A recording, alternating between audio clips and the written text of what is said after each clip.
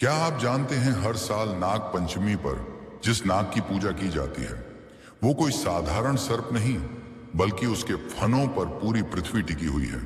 कहा जाता है अगर वह नाग जरा सा भी करवट ले ले तो सृष्टि का विनाश हो सकता है। कहा जाता है यह नाग और कोई नहीं बल्कि शेषनाग है, हजारों फनों वाला जो पाताल लोक में निवास करता है और भगवान विष्णु का सेवक है।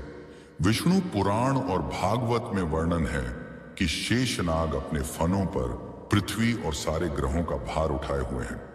जब भी प्रलय का समय आता है शेषनाग विष्णु को अपने फन पर बिठाकर अनंत समुद्र में ले जाते हैं। लेकिन एक रहस्य कहा जाता है कि नाग पंचमी की पूजा सिर्फ आशीर्वाद के लिए नहीं होती बल्कि यह एक अनकहा समझौता है मनुष्य और शेषनाग के बीच, ताकि वह क्रोधित न हो और अपनी करवट से विनाश न कर दें। लेकिन शेषनाग ही एकमात्र रहस्यमयी नाग नहीं, एक ऐसा नाग जिसने कभी पूरी यमुना नदी को अपने विष से नर्क बना दिया था।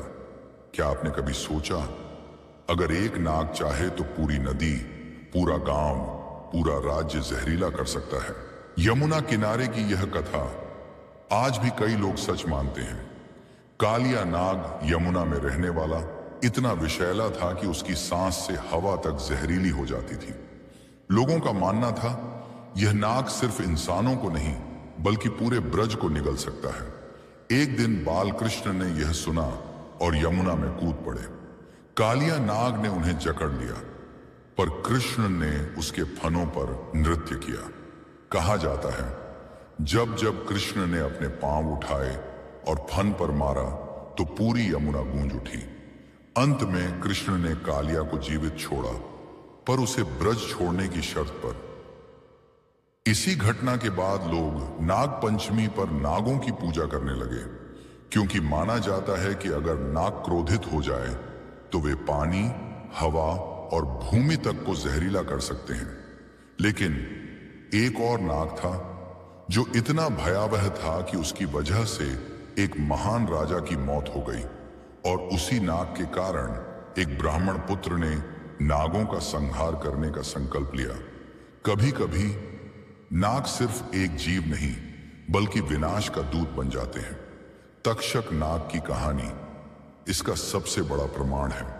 महाभारत के समय राजा परीक्षित को तक्षक नाग ने डस लिया था। कहा जाता है यह श्रापित था और देवताओं तक को चुनौती देने वाला नाग। परीक्षित की मृत्यु के बाद उनके पुत्र जनमेजय ने नाग यज्ञ कराया, एक ऐसा यज्ञ जिसमें नागों को बलपूर्वक खींचकर अग्नि में डाला जाता था। कथा है कि हजारों नाग मारे गए पर शेषनाग और अन्य नागों के आशीर्वाद से तक्षक बच गया। उस दिन से कहा जाता है कि नाग पंचमी की पूजा का एक कारण नागों का क्रोध शांत करना और संतुलन बनाए रखना भी है।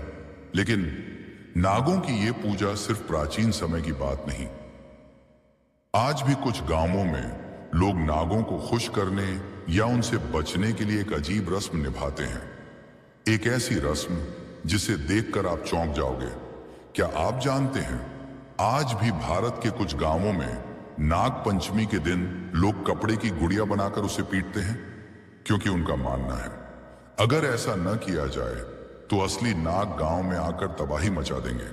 कहा जाता है यह प्रथा उस समय शुरू हुई जब एक गांव में हर नाग पंचमी पर असली नाग निकलकर लोगों को डसते थे। एक तांत्रिक ने कहा नागों का गुस्सा शांत करने का तरीका है उनका प्रतीक बनाकर उसे पीटना, ताकि वे समझें कि इंसान उनसे डरते नहीं। तब से कई गांवों में कपड़े की गुड़िया जो नाग का प्रतीक बनाकर उसे डंडों से पीटा जाता है। लोग मानते हैं इससे असली नाग दूर रहते हैं और गांव सुरक्षित रहता है।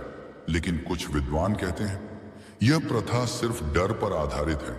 असल में नाग पंचमी का असली संदेश है नागों की पूजा, प्रकृति का संतुलन और धरती के रक्षकों का सम्मान। तो अब सवाल यह है, क्या नाग पंचमी सच में एक पूजा है या हजारों साल पुराना एक समझौता इंसानों और नागलोक के बीच? दोस्तों, अगर आपको यह वीडियो पसंद आई हो तो इसे लाइक और शेयर करना ना भूलें और आपके अपने चैनल को सब्सक्राइब जरूर करें।